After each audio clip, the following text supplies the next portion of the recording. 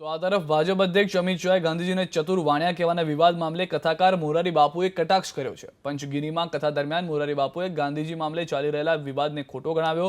કહ્યું કે ગાંધીજી પણ ખુદને વાણિયા સ્વીકારતા અને તેની પત્ની કસ્તુરબા પણ ગાંધીજીને કહેતા હતા કે તમે હીરો નથી પણ વાણિયા છો।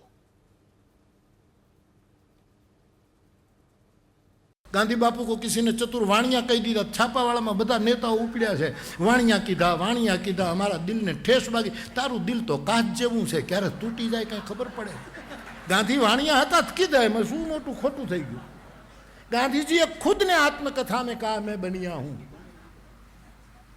लोकोने तो कंईक नु कंईक उपाड़वुं ज छे।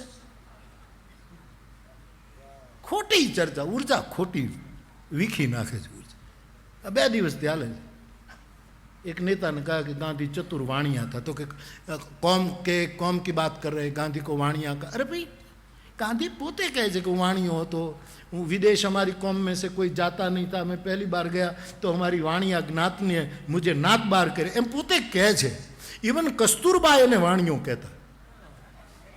કસ્તુરબા કહેતા તમે કઈ હીરો નથી, તમે વાણિયા છો। આવું કસ્તુરબા દાંત કઢાવા કહેતા।